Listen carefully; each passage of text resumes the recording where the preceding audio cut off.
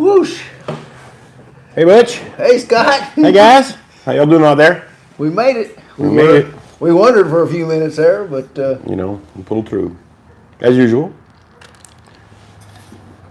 How's your week going, Butch? Week's going pretty good, all considered. It's been a hell of a week, I'll tell you that. Yeah, it has. Yes, it has. Yep. But we're going to just get better and better from here. Absolutely. We are going to discuss, get right to it here. This is the simplest, most difficult term in dog training. Simplest, most difficult term in dog training. Yep. And anything that's really, really simple is tough for humans to get because we always want to, we need more steps to it, right? Yes, sir. I agree. Yep. So, we're going to talk about drives. We're going to talk about the involuntary response to a specific stimulus.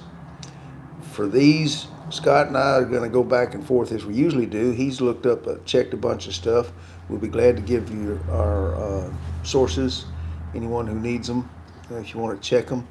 What we're going to do is we're not going to talk about a dog trainer's view of drives. Right. We're gonna take the scientific. It's a psychological term. The actual drive itself. Yes. Manifestation and go so forth. Right. Yep. Right. No one's point of view or no one's thesis. It's just actual science. Yeah. To start off with. We're gonna, and then we'll probably do two parts on this. In the second part, right now we're gonna try and define and clear up drives beyond a shadow of a doubt for everybody to understand. And then maybe if we have to go to part two, which I'm thinking we'll go next week, go into actual using the drives to always create the perfect dog. As far as protection training or drug detection or agility. Search and rescue. Search and rescue. Yep. You can do it with all of them. So what's your take on drives? My take on drives.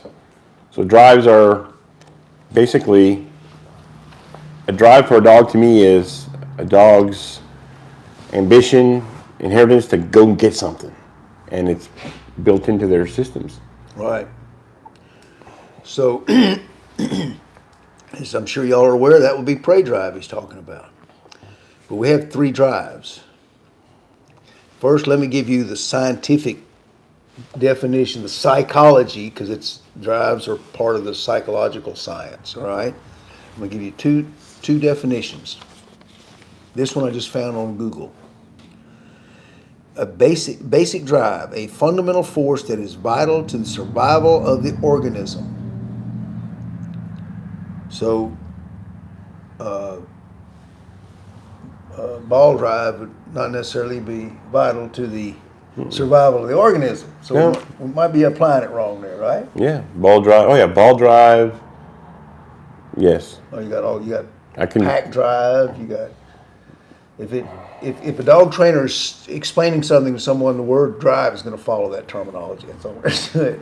Hunt drive. So such drives motivate individual goal-directed activity related to hunger, thirst, sex, and physical activity.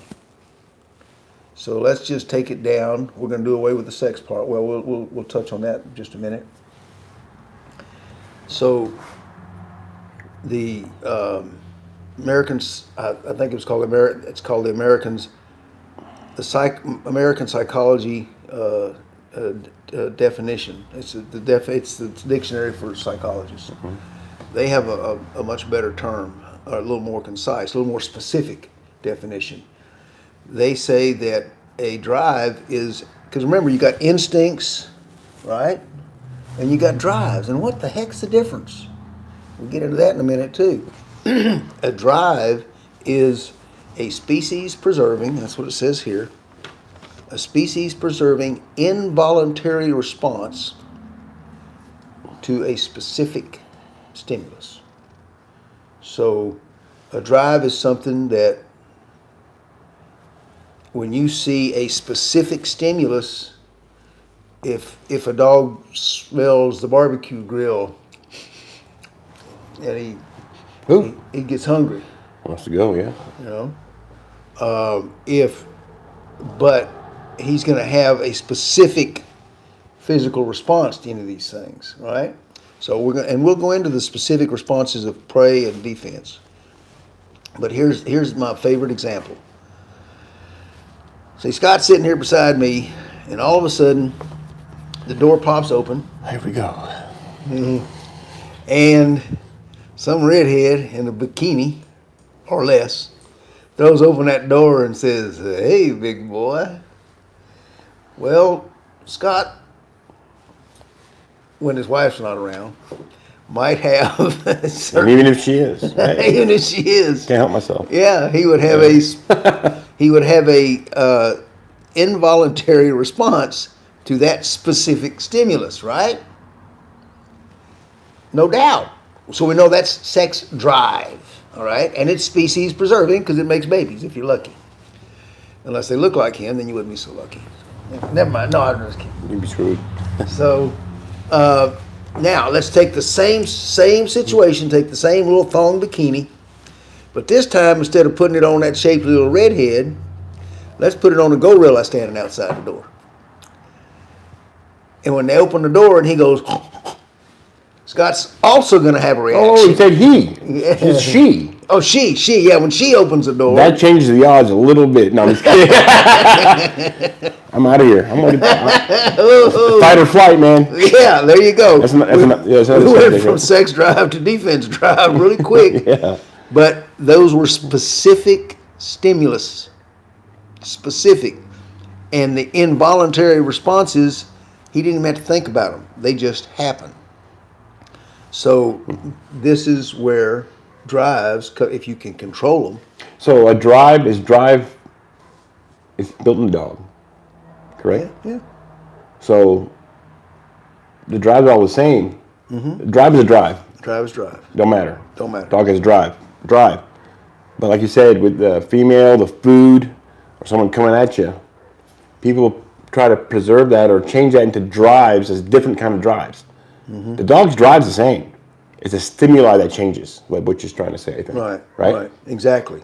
And you got, if you take this bare bones definition, a force vital to the survival of the organism, hunt drive could be considered. I've heard people talk about hunt drive and ball drive and four-wheel drive, and there's broke tooth drive. There's all kind of drives. Drive-by. Drives. Yeah. So when you're looking at your drives, it has to be something that contributes to the actual survival of the species. Food, or the preservation of the species. Food, defense, staying alive, sex, whatever. But on the base, it's all drive. It's all drives. And you hear people talk about building drive, right? Mm-hmm. Some dogs have more drive than others, right? Well, so they say.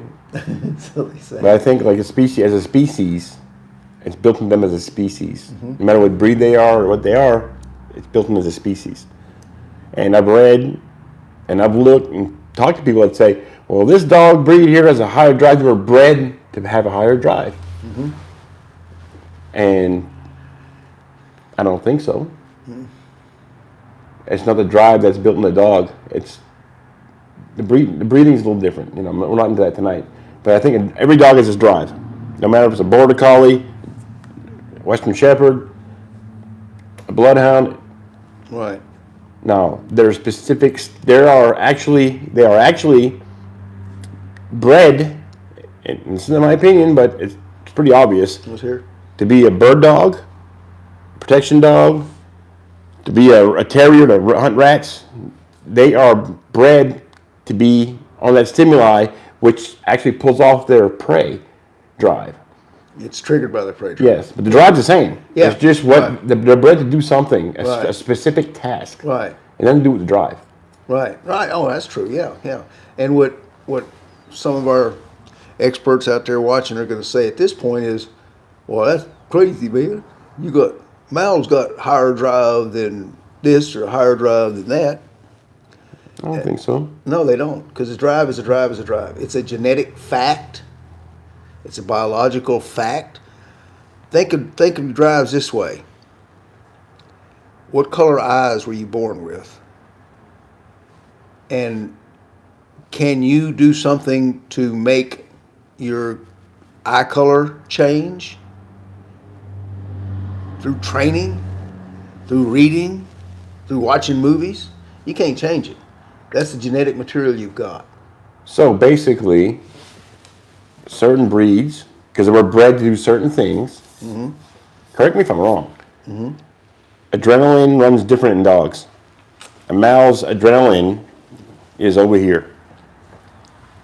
A basset hound's adrenaline, I can't say that word, You did good. is here. Yeah. So does that have anything to do with it, you think? It's actually their reaction. What we can breed and manipulate is the reaction, because adrenaline's secreted by the kidneys. Okay, all mammals, by the way, have these drives. Horses, tigers, bulls, Alligators. They're not a mammal. Hey. They just go forward. Oh, Yeah, they go swallow. that's another story. That's another podcast. But Push the bite. that's another. So what we're doing when we bred the males, was we found the ones whose adrenaline secretion, or neo or pernephrine, I forget, which is used in defense drive, cortisol, these hormones are secreted the quickest and in the highest volume. And those are the dogs that are just full of energy. Malinois, Jack Russell Terriers, German Shepherds. They're just, and you know that it's hormones reacting in mouths, because, I mean, you're talking about an animal who, when he goes and does when he gets something in his mouth, you can see in all these videos where you see the people doing bite work, these dogs will latch on to it, and it's like their eyes roll back in their head, and they act like they're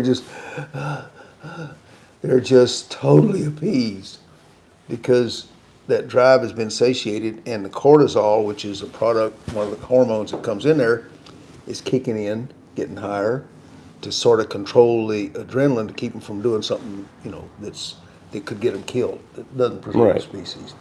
So, yes, there are, and the term high drive is going to last forever, and it's a nice descriptive term. So we can say this one's got higher drive, but you can't say they got more drive. High drive is good because it's the reaction to the hormones that are taking over all the dog's thinking and making them really want to go. So that's, and let me be clear, that's my take.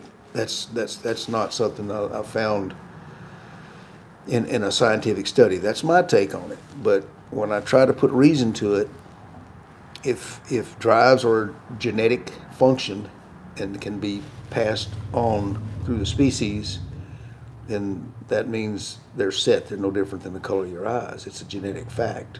What makes some more energetic, more high drive than others is probably the amount and the speed with which the adrenaline hits the system. And that makes them really go bonkers. Right. So, what you got? You keep yakking? Go ahead. All right. So when I first learned about drives, I won't say what year it was, but I think we're still fighting Apaches out in Arizona. But the SV from Germany, those people, when the Alabama sheriff, I forget his name, I've mentioned him before, brought the Schutzen people over here to put on their first trial, this was, the Germans were training with science, Americans were training with, bluster, I guess we'll say. I don't know. We didn't know anything about it. At least the ones I knew about that were training didn't know anything about it. So the Schutzen boys showed us about drives. Now this is where I think all the problems occurred. And I think it was a bit of a language barrier. The biggest mystery in the world to me was you have prey drive and defense drive.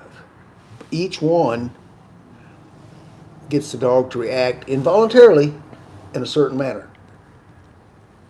And they said to get the perfect dog, you have to balance prey and defense. But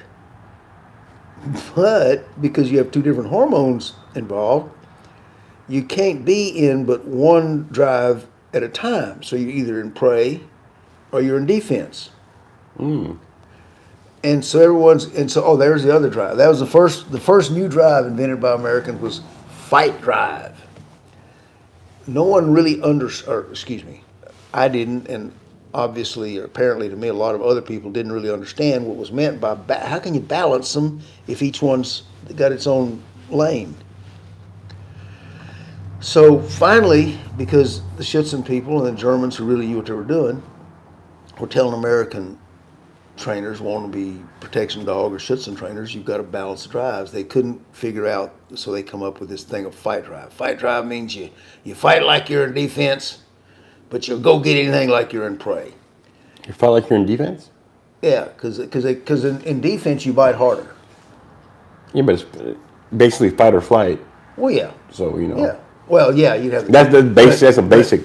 Yeah, but I mean, I'm talking about people who are, because what everyone was trying to do was come up with a reason how you balance these two different drives. We didn't know, and I'm sure of this because I spent 10, 15 years thinking I knew how to balance what that meant. It was fight drive. You got to, and fortunately for me, I've been in a position to meet. I was in the pet industry for a long time. I've had the opportunity to meet a lot of trainers, and even back then, and ran across a guy named Doug Deacon. Went to one of his seminars. He's a Canadian Schutzen champion, highest obedience score ever scored at that time in a Schutzen trial.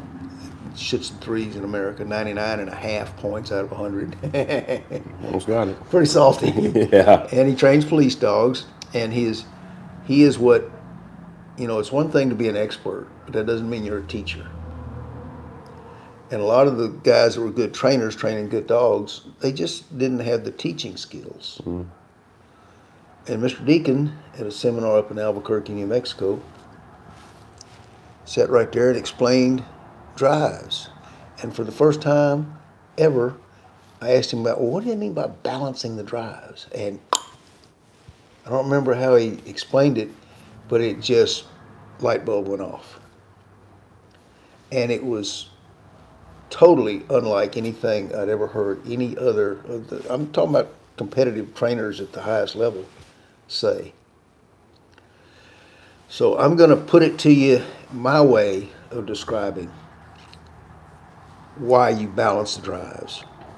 First, originally, when Schutzen came over here, on the courage test, when the dog hit, they drove them, and I think now they even use a padded stick. They used to use a twisted reed stick, and you put whelps on a dog. Some of those boys would. And people had the idea, myself included, that the dog hits the decoy, they run at each other, he hits, and then the decoy drives him with that stick and hits him at least 3 times.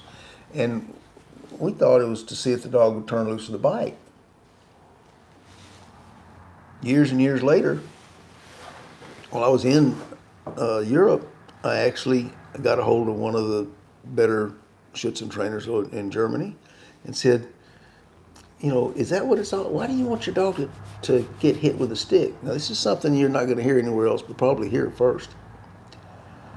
Well, we're not trying to see if they'll stay on a bite when they're getting hit. We want to change from prey drive, which they were in when they ran down the field to the decoy, to defense. Because we want to see if they'll choose fight or flight. Yeah. So they flip the stimulus, which automatically kicks them into the other drive.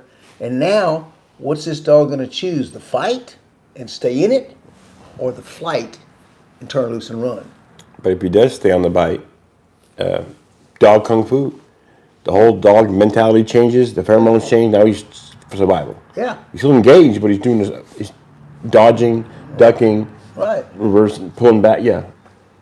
And so then it went amazing. That's what balance meant.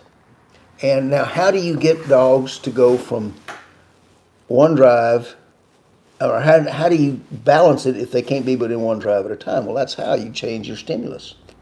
Simple as that. Why do you do that? Because each drive has its own unique benefits. In prey drive, for all you agility trainers, it's going to be the drive you want. You want that dog wanting to go out there and hit that course. For all you detection dog people, prey drive makes that dog want to go. It's a propelling drive. It moves you forward. For you guard dog people, military, police, whatever, especially security dogs, civilian personal protection dogs, you want to balance. And here's what you want. You want to work in both drives. Because here's what happens. In prey drive, the dog always grabs the rabbit with his whole mouth so he can really get a good firm hold. Okay? It's not genetic, it can be learned. I guarantee you a full mouth bite is not just naturally genetic. It can be improved. That you can train. So in prey drive, you're going to get a full mouth bite if you're doing the protection sports. But in defense, if I got a dog cornered right here, he's in the cave sleeping, and a grizzly bear walks in, and he wakes up and looks and sees that grizzly bear standing up on his hind legs, and he got nowhere to run. When he bites that bear on the kneecap,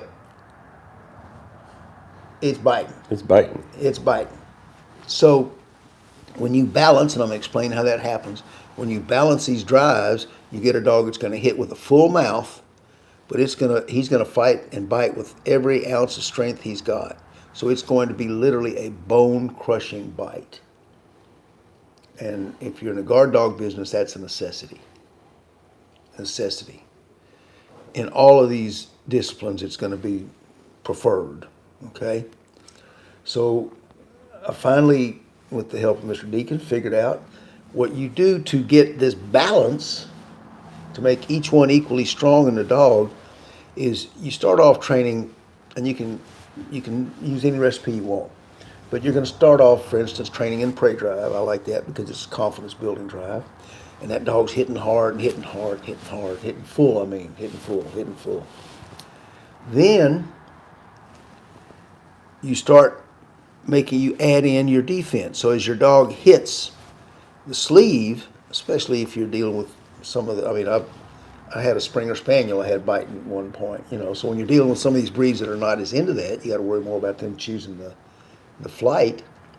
They hit full, and then you bring in a stressor, like the stick hits. That's what I was going to say. That's what I was thinking about. So basically, you're building the dog's confidence with the prey drive. Mm-hmm. And when his confidence is high enough, you can handle a lot of stress, but you got to work it in slowly.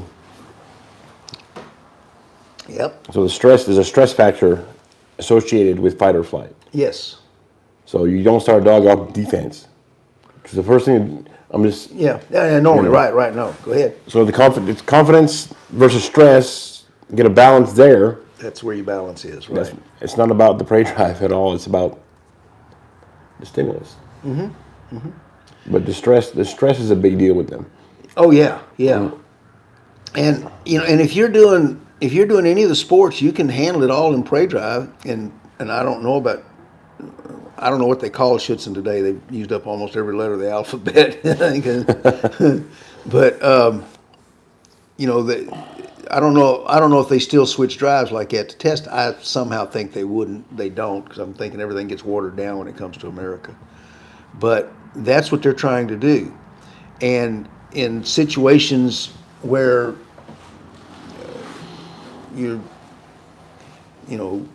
what's that? Some bad guy's kicking in your front door. You don't want a dog to run up there and just grab him by his arm and go, hee. You want him to crunch down and really, take control. So this is how you balance them. Now, what Scott said is, and he's right, you start off in prey if you can. But let's take the defensive breeds that I've seen a lot of people. For some reason, there's this belief amongst a lot of trainers that Mastiffs, that only if you're not a Malinois or German Shepherd, if you don't have prey drive, you can't be a security dog. Nothing could be further from the truth. Nothing at all. Because in the definition of most people, a dog in his defensive drive will sit there and bark and just get to the end of his line and bark you and back up a little bit, but he will bark. Right? Right. Right. And Growl. I'm going to tell you, Bark or hey, growl. you better back up. Now, let's talk about Mastiffs now. Okay. Because that's a whole different story. Yep. Yep. And remember, for all the folks that say they can't do this kind of work, say, Connie Corso's not a guard dog. Rotties ain't either. Rotties ain't. Yeah. The original war dogs were all Mastiffs. Absolutely. You know, the Romans, when they couldn't conquer England, they didn't mind because they took every one of their Mastiffs they could get their hands on back to Rome with them to be in the army and to fight with the gladiators in the arenas and that sort of stuff. So Mastiffs will take you out, you know. And all you do is you work the same way. The beauty of I guess all mammals systems is when it comes to hormones, your body will, through whatever signals the stimulus gives them, your body is able to switch them almost immediately. So for the people that have a defensive dog, if you have a non-biting breed like a Cocker Spaniel, you're going to use a lot of prey drive to get them going out, build a lot of confidence, okay? But if you got a defensive breed, like the most defensive dog breeds I've ever dealt with are the Fila Brasileiros, the Brazilian dogs. Part of that is the way these owners raise them because of the way the people that first brought them in this country taught people to keep them unsocialized for the first year of their life, and then they end up being spooks. And they would stand in the door and go, "Ah, ah, ah, ah," but if anyone went boo, they'd run. Yeah. Okay? So what you do is you take these defensive dogs, you can only work with what the dog gives you. I don't care if it's obedience or bite work or whatever, you can only work with what the dog gives you. I've got a defensive dog, but I want him to run down a purse snatcher that could be 100 yards away. So I've got to get his prey drive up. So what I'm going to do is work him. I'm going to go right at him. I'm going to be a big threat, and I'm going to start hearing some little vocalization. Now I know he hasn't decided whether to choose the fight or the flight at this point, but he's starting to get some hormone induction. So if I change the stimulus, just like those Schutzhund trainers went from prey drive to defense, if I change my stimulus from a defensive threatening object to a scared runaway rabbit, the hormones in that dog are going to kick in immediately, and I guarantee you, this growling Connie Corso, English Mastiff, Fila Brasileiro, whatever, it's going to Come out. Yep. Come out. So you're actually going to go ahead and get aggressive with the dog. Mm-hmm. Start off. As an agitator and run away. Yeah. And sort of build them up. Build them up. And then you'll come back again. And the minute you turn and face one of these defensive type dogs, they'll go from, they'll jump. And then you turn and face them, they'll stand their ground. Part of knowing how to work these more difficult dogs is being able to read the dogs. Now, do you think that stand their ground is they're not going to move, or they're measuring you, or reeling you in? It's a little bit of both, as you and I both know. Your favorite tricksters are Rotties, Yes, they are. and the Rotties are notorious for standing their ground, and then they'll back up to after you make a couple of passes at them when you got their prey drive really kicked in. You can make a couple of passes, make a miss, right? And then for you green rookie starting out agitators, watch this. Watch for this. They'll go out there and go, "Arr, arr," and then they'll, after 3 passes, if they haven't got you, they'll back up 2 or 3 steps. Why are you laughing there, Scott? What happens next? It's not fun. They'll reel right in. And when you think you're all right and you do that turn, he's coming. Yep. They literally, like Scott said, they back up to reel that decoy in that extra 2 steps it needs for them to be able to get you. So these are dogs that are thinking while they're fighting. But on that same note, though, these dogs here, if you're going out there and you're messing with that dog, you're like, man, you're trying to rob somebody, and you're coming in, that dog stands its ground, bark or not. And dog, I was backing up, right, and and the dog barks, and you turn around and run, and they send that dog's gonna get you. He's gonna go.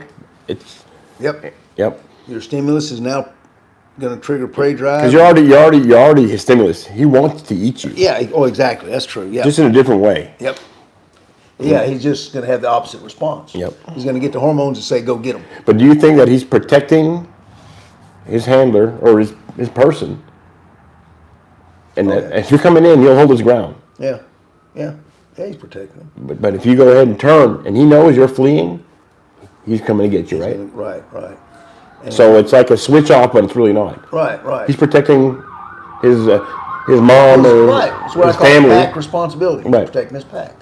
And for all the guys who, and I'm sure there's going to be a whole bunch of you that think you're wondering how I ever got this far in this business. It's just an absolute. I mean, we can manipulate any dog to do exactly what we want whenever we want them to do it. I don't care what the breed is. I don't care what the type is. Some are physically not as able to do as well, but they can all do it. I saw weave poles and for agility. I watched a video the other day of a way overweight basset hound doing it. It was Like a slalom skier. took a while. Yeah. But so we can manipulate these dogs to do anything we want. The trick is recognizing their body language and then knowing how to get out of them what you want to get out of them, and recognizing the body language so you know exactly which drive you're in, and knowing how to elicit that drive response is what we're going to talk about next week, because Carol Ann's sitting over there going to sleep. No, I'm reading. Huh? I'm reading a question. Oh, we got a question? Oh, what do you got? It says, is the rebite the result of prey drive or defense drive? Defense. Real simple. The rebites that we use, that I use in my guard dog business, when they're in prey drive, they ain't turning loose of the rabbit. When a dog's in defense drive, like if he bites that grizzly bear on the kneecap and that grizzly bear don't move, and the grizzly bear reaches over to grab him, he's going to turn loose of that kneecap because he's trying to save his life.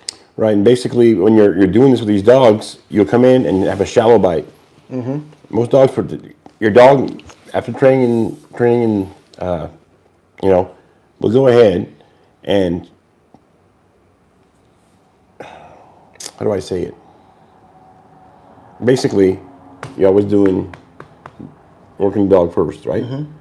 You go defensive, you go over the top of the dog in a shallow bite, and you go over the top of the dog and you come back out, and usually the dog wants to get a better bite. So you intimidate the dog a bit, and you come out, and he'll actually, if he's working defensive drive right, and he's very confident, he will rebite. And fuller. Yes. Yeah. So basically. But he's talking about like when you go to hit him, and like Cochise turns loose and rebites. Okay, but I'm just saying. Yeah. Basically that, but right, yeah. Right. Yeah. And so it's defense is what makes a dog think in a fight. Prey drive is what makes a dog run down something to start a fight. Think of it that way. And then again, we can manipulate and condition the dog to respond a certain way till, that's the beauty of dogs, their ability to be conditioned to present a specific response every time is real easy if you just practice. So Now, the definition of a rebite is not an alligator. Because people say rebite is rebite. Rebite is coming in, have a dog on, and you come over this way, and the dog blocks you. Mm-hmm. Defense. Mm-hmm. And apparently that's a totally lost art in this country. I mean, I learned it from the guard dog people originally, and that was more than a decade or so ago, two or three decades ago. And I don't think anyone else is doing it, but... Because that is dog preservation. Yeah. If the dog sees something coming at him, Yeah. he wants to block it. Yeah. And if you train it right, it's going to work. And we're probably running overtime, boring somebody. We got another question? No. Huh? You are running overtime. We are running overtime? We're 5 minutes late. We're trying to give you a little more extra than that. Yeah, you got 5 minutes extra. Yeah. Hope this is helpful to somebody and anyone. If you got questions and you want to challenge anything I said, please do. That's how we learn. Hey, didn't you have a trivia question? I haven't done one in a long time. You want to do one? Next week, we got a trivia next week. Next week, trivia questions. We're going to have a good prize for somebody. Yep. See y'all folks next week.